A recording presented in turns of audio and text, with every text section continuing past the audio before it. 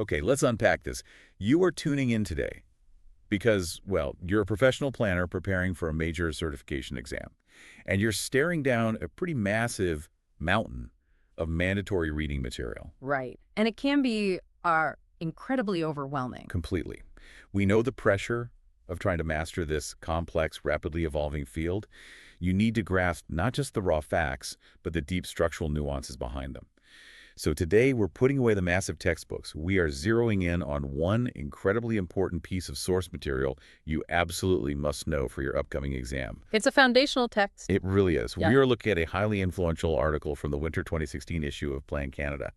It is titled First Nations Are Not Municipalities, and it was written by Patricia Maloney, who is a senior planner and associate with Dillon Consulting. And our mission for this deep dive is highly targeted. Because you are studying for this specific professional exam, we're going to break down Maloney's article systematically, section by section. Yeah. We will extract every critical detail, explore the historical context she provides, and, analyze the practical framework she outlines for professionals in the field. Basically, by the end of our conversation, you will understand the architecture of this material inside and out. It replaces the need to spend your valuable study time dissecting the text yourself. Yeah, we are focusing on the paradigm shifts you need to internalize so you can walk into that exam room with absolute confidence. So, to kick things off, the author opens the article with a personal anecdote that will likely resonate with anyone in the profession. She describes a moment 25 years ago when she believed she had all the necessary tools of a professional planner. She had her education. Right. She had her experience, and she assumed her toolkit was complete. But then, she was given her first opportunity to work with the First Nation. She was asked to prepare a town plan for the Siksika Nation. And the catch, which the article really emphasizes, is that this entire town plan was treated as a mere add-on to a highway upgrade project. Which, that framing really captures the conventional municipal mindset of that era. Infrastructure was the priority, and the community plan was just an afterthought. Yeah, checking a box. Exactly. But that specific project completely shifted her career trajectory. She introduces her mentor, Alan Wolfleg, who guided her through the complexities of working with a First Nation. And fast forward to the time she wrote this piece, she had collaborated with over 24 First Nations. She taught land management at the Banff School of Management, prepared courses for INA, which is Indigenous and Northern Affairs Canada, and built a career specializing in this area. And the foundational lesson she identifies from that journey is a concept you must grasp for your exam. Indigenous peoples generally do not perceive land the way non-Indigenous people do. Right. Land is viewed communally. Yes, communally. And that is a massive paradigm shift. As a conventional planner, your entire toolkit essentially relies on land being parceled out, privately owned, and treated as a commodity to be bought and sold. Your zoning bylaws, your setbacks, your density calculations, they all rely on the concept of a private property line. So when the land is communal, half of your standard municipal playbook suddenly becomes obsolete. You have to completely reorient your spatial and economic understanding of a site, and this fundamental difference in the perception of land cascades directly into how housing and infrastructure are managed. The article actually points out a reality that often shocks conventional planners. Yeah. In these communities, housing is frequently considered a liability rather than an asset. And the author provides specific historical context to explain that reality, which you need to know. We are reporting exactly what she outlines here, pointing directly to the multi-generational damage caused by the legacy of residential schools and the broader colonization of First Nations. She notes that profound social issues exist as a direct result of this history that fundamentally alters the socioeconomic function of housing in these communities compared to a typical municipality. She follows that analysis by critiquing the historical role of the federal government. The text states that in its fiduciary role, the federal government historically treated First Nations people as incapable. Rather than actively training communities to self-govern and manage their own planning needs, the system was highly paternalistic. And for your exam, understanding this specific historical dynamic is vital. It establishes exactly why First Nations planning requires a completely different approach. You cannot simply apply a conventional municipal mindset to a sovereign community that is actively navigating the complexities of that specific federal fiduciary legacy. Which brings us to the massive evolution the planning field has seen over the last 25 years. Maloney outlines a dramatic shift from imposed plans to a sovereign vision. Historically, the main thrust of the work consisted of physical development plans led and imposed by INES. The article emphasizes that these old plans merely identified required infrastructure, and crucially, This is a big point. they were executed with almost zero community engagement. It was a classic top-down bureaucratic approach. The article contrasts that history with the significant sophistication of the plans and studies being completed by First Nations today. Because historically, traditional knowledge was passed on verbally through stories and generations. Today, planners and communities are actively mapping that traditional knowledge. First Nations are writing their own goals, defining their own objectives, and adopting what the article specifically refers to as comprehensive community plans. Comprehensive community plans. Write that down. Yes. These documents direct their own growth and formulate economic development strategies that inherently incorporate education and training for their own members. Okay, here's where it gets really interesting for the economic development portion of your exam prep. Oh, absolutely. Even though First Nations land has traditionally been held communally and not viewed as a commodity, there's been a major strategic pivot. Many First Nations are now actively turning to land development, both on and off reserve, as a primary engine for economic development. They're leveraging land to create employment and generate independent income. This transition from federal dependence to economic sovereignty is a central theme of the text, and Maloney explicitly lists 4 major, highly successful land development projects to illustrate this shift. Listeners, if you are asked to demonstrate the scale of First Nations economic development in an essay question, these are the specific case studies the text provides.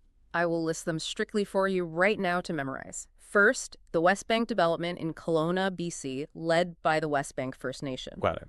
Second, the Grey Eagle Casino and Resort, developed by the Tsuut'ina First Nation in Calgary, Alberta. Third, the Great Blue Heron Casino in Port Perry, Ontario. And fourth, Tsawwassen Mills, developed by the Tsawwassen First Nation in Delta, BC. When you look at the scale of a project like Tsawwassen Mills, which is a massive regional destination shopping center, or major entertainment complexes like the Grey Eagle and Great Blue Heron casinos, it becomes very clear we are not talking about small-scale, internal community infrastructure. Not at all. These are major economic drivers impacting entire regions. So memorizing those 4 specific examples, West Bank, Grey Eagle, Great Blue Heron, and Tsawwassen Mills, will serve you very well on the test. Destiny. Moving forward, the article transitions into a highly practical framework. Maloney lays out 5 specific rules or tips to ensure successful collaborations for planners who are entering this space for the first time. This section forms the operational core of the article. We will analyze all 5 rules because they are heavily testable. Let's start with the first rule, which is respect. Maloney stresses the absolute necessity of respecting the culture, the process, and the people. And she provides a very specific cultural protocol here. Do not interrupt an elder. That's a crucial detail. It is. This is not merely a tip about professional politeness.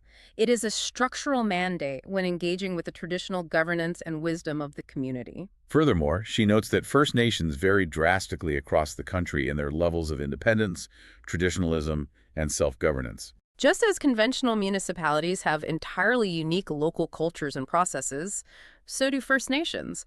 Some are highly traditional, others less so. Her advice is straightforward. If you do not know the protocol, ask. Okay, moving to the second rule. It focuses on legislation.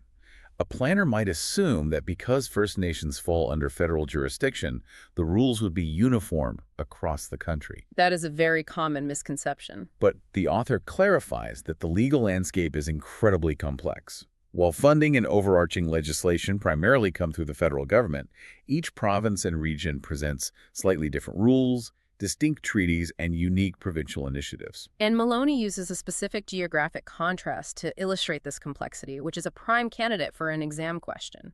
She compares Alberta and British Columbia. This is a crucial contrast for the exam. Exactly. In Alberta, the text notes that the treaty structure is highly formal and has been in existence for 140 years. You are walking into a century-old legal framework. In British Columbia, however, many First Nations are actively negotiating treaties right now. For a professional planner, that discrepancy drastically alters the legislative environment. Your regulatory baseline shifts entirely, depending on where you are geographically and the specific treaty status of the nation you are working with. That complex legal landscape directly informs the third rule, which is partner. This rule fundamentally redefines your daily job description. As a municipal planner, you are often tasked with walking into a room to enforce established rules, zoning bylaws, and municipal regulations. You're essentially the rule police. Exactly. But the article is unequivocal that on a reserve, you are not there to impose municipal regulations. Your role is to actively listen to the chief, the council, and the community members. You are there to understand their specific concerns and partner with the nation to co-develop solutions. You must earn their trust as an advisor rather than acting as an enforcer. The mindset shift from regulator to collaborator cannot be overstated here. When you are stripped of your standard municipal bylaws, your authority comes entirely from the quality of your partnership and your ability to sympathize the community's vision. That leads directly into rule number 4, patience. Planners coming from a fast-paced corporate or intense municipal development background absolutely must recalibrate. First Nations often hold different perspectives on time and navigate entirely different community priorities. Maloney makes a really poignant observation about the scale of these communities. Because many First Nations are relatively small, close-knit populations, they can be deeply affected by a single event in the community. Yes, a loss or a major event that might not even register in a major city's planning department will rightfully take absolute precedence and pause administrative work in a First Nation. From a purely technical planning perspective, Maloney drops 2 vital details in this section on patience. First, she states that First Nations generally do not experience the same relentless pressure for approving development that characterizes typical municipal planning departments. And second, this is a critical structural difference we touched on earlier. There is no subdivision of land. Let's pause on that no subdivision of land concept, because it is an essential piece of technical knowledge for the exam. It changes everything about the job. Without lot lines, you cannot use conventional tools like setbacks from property boundaries to dictate where a building goes. You cannot easily sever a piece of land to sell to a private developer to finance infrastructure. The entire financial and spatial architecture of the development has to be custom-built around communal ownership models and long-term land leases. It requires a much higher level of creative problem-solving from the planner. It forces the planner to think holistically about the site, rather than just checking boxes against a zoning code. When you combine communal land ownership with a lack of legal lot subdivision and layer that with a different cultural perspective on time and community priorities, patience becomes a mandatory professional virtue. You are navigating a fundamentally different spatial and temporal environment. Which brings us to the 5th and final rule, gratitude. Maloney advises that if you have the opportunity to work with a First Nation, you should be genuinely grateful for the chance to expand your professional understanding. But she immediately pairs this gratitude with a practical warning about understanding the unique politics of the specific First Nation you are advising. Those politics are deeply intertwined with the social fabric of the community. The text reminds the reader that First Nations communities are often composed of large families or clans. You are not dealing with a random assortment of atomized taxpayers. You are navigating deep historical family ties and long-standing community dynamics. Additionally, the elected terms for chief and council are very short, ranging from just 2 to 4 years. And the consequence of those short election cycles is significant for a consulting planner. The politics can shift dramatically with every election. A newly elected chief and council may arrive with a mandate to make sweeping changes. Maloney points out that even if you have a stellar, long-standing history of working with a particular nation, a new council retains the sovereign right to make broad changes to the consultants they utilize. You cannot take your position or your past successes for granted. You are basically constantly reapplying for your job, election cycle after election cycle, by continually proving your value and maintaining that trust. It is a completely different dynamic than securing a secure 10-year municipal infrastructure contract. Entirely different. As we move into the final section of the article, Maloney zooms out to evaluate the big picture outlook for planners. She highlights vital demographic trends, stating that Indigenous people represent the fastest growing segment of the population. They are making increasingly significant economic and cultural contributions to our cities, our rural areas, and the broader economy. This demographic reality drives home the core thesis of the entire article. It is the very title of the piece and the central theme you must carry into your exam. First Nations are not municipalities. They are sovereign nations, and they must be treated as such. Once you internalize that sovereignty, everything else we have analyzed today falls logically into a cohesive framework. The lack of traditional land subdivision, The distinct federal and provincial legislative landscapes, the absolute necessity for collaborative partnership over bureaucratic regulation. Hmm. It all connects back to sovereignty. That concept of sovereignty is the skeleton key for this entire topic. Looking toward the future of the planning profession, the author notes that development on reserves is only going to increase in scale and complexity. But she makes a crucial prediction. First Nations will become increasingly involved in development on non-reserve lands as well. Yes, that is a major trend to watch. She ends the article on a deeply personal note that illustrates the reality of this work. Maloney mentions that she was given the Blackfoot name Spitik, which translates to tall sister. Earning a name like that after 25 years of practice is a profound testament to a career built exactly on the rules she outlined. It requires decades of respect, partnership, patience, and gratitude to build that level of mutual trust. It shows that while the legislative and technical challenges are immense, the human partnerships formed in this specialized area of planning are deeply rewarding. As she concludes, planners who have the opportunity to work alongside First Nations are operating at the absolute leading edge of the industry. So, what does this all mean for you as you synthesize your notes and prepare for this exam? If we trace the entire journey of Maloney's article, the narrative arc you need to remember is the historical shift. The industry has moved definitively away from the paternalistic, imposed INS infrastructure plans of the past. Plans that were executed with minimal community engagement. Exactly. We are now operating in an era of sovereign, community-led economic development. First Nations are mapping their own traditional knowledge, authoring their own comprehensive community plans, and successfully launching massive commercial developments like Salwasan Mills and the Grey Eagle Casino. Understanding that structural shift and internalizing the 5 rules of collaboration required to navigate it is the absolute key to mastering this material. As you review these concepts tonight, consider a final thought that builds directly on the author's conclusions about the future of the field. The text explicitly notes that First Nations are increasingly engaging in off-reserve commercial development.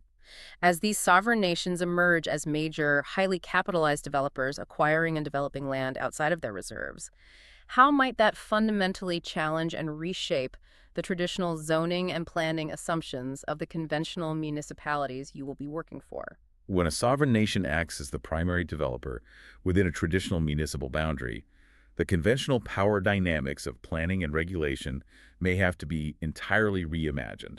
That is exactly the kind of higher-level, systemic, critical thinking your examiners will be looking for. You have the historical context, you understand the shift in land perception, and you have the specific case studies to back up your analysis. You are incredibly well prepared to tackle this topic. Thank you for joining us on this deep dive, and best of luck on your upcoming planning exam.